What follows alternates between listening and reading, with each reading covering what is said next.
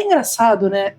O que eu percebi nessa viagem, assim, é como é importante quando a gente aprende história e a gente tem a oportunidade de viajar. Para mim foi muito importante. Por quê? Porque quando eu era pequena, fui uma aluna de nota alta. Mas não porque é super inteligente, mas porque tinha uma pressão externa, familiar, sempre dizendo a importância de você tirar notas boas e tal. Eu ficava louca para sair de férias. E dava um negócio assim, do tipo, cara, eu não tô aproveitando as férias. Então eu queria passar de ano rápido. Então eu pegava e tirava notas boas e falava, ok, já deu, posso ir. Matemática eu era boa, meu pai era professor, mas meu pai também era professor de história. Ele é de uma época em que se você aprendia bem, era autodidata e aprendia bem, você se tornava professor. Foi professor de história, foi professor de matemática e deu aula de inglês. Então eu tinha em casa uma pessoa que me ensinava muito bem. História eu aprendi com ele assim, batendo papo. Que é a melhor forma de aprender história, inclusive. É a melhor forma, porque ele era muito afetuoso. Ele fazia umas esquetezinhas para eu ir tomando café e gravando a tabuada e tal. Então, assim, ele era muito afetuoso na forma como ele ensinava. E só que história era uma coisa assim, ele falava, aí ficava assim, batendo um papo, tomando um café, falava, nossa, que interessante. Então a história do Brasil, para mim, foi mais fácil, porque misturava um pouco com a história dele. Ele é de 1928, então assim, ele pegou Getúlio, ele foi pegando toda uma história, ele soube das histórias do Lampião, que ele é de Alagoas. Então, essas histórias do Brasil, ele ia contando e ia tudo se casando uma coisa com a outra.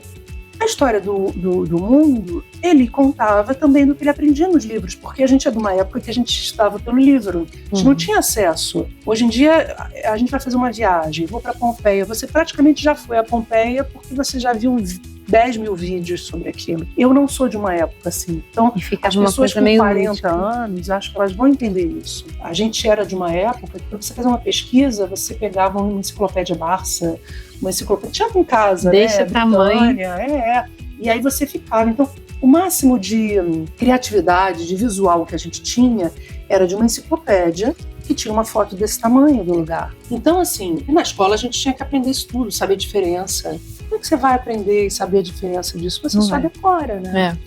Então, uma coisa assim, nessa viagem a gente pegou Grécia, Itália e Turquia. Começamos pela Turquia, paramos na Grécia, em Santorini, fomos a Nápoles, fomos a Roma, voltamos para Mykonos e voltamos para a Turquia e passamos 6 dias na Turquia. Quando eu estudava no colégio, eu não entendia que Istambul era Constantinopla.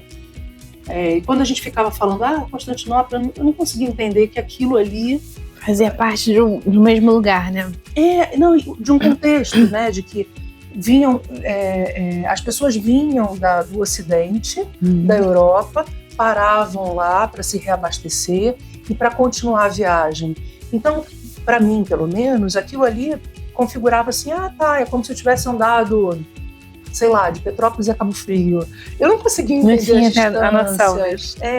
E aí, se você não entende as distâncias, você não entende os desafios que eles passavam. Como criança, a comparação que a gente fala, eu pego uma estrada. Eles não tinham estrada, eles não tinham como a gente tem. Não tem uma paradinha para um café, para um pipi, né? Então, eram viagens difíceis, né? Pelas caravanas e tal. E quando eles chegavam lá em Constantinopla, eles se reabasteciam para a viagem, eles viviam. Então, era um centro. É um centro de comércio muito grande, né?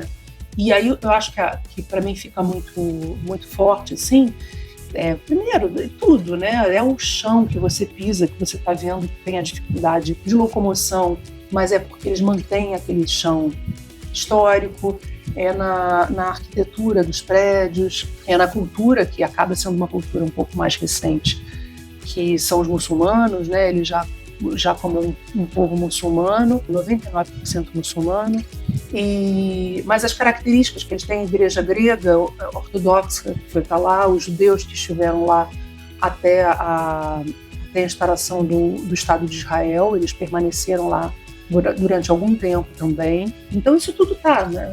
Tudo que a gente foi fazendo na Turquia tem um pouco dessa história, sabe?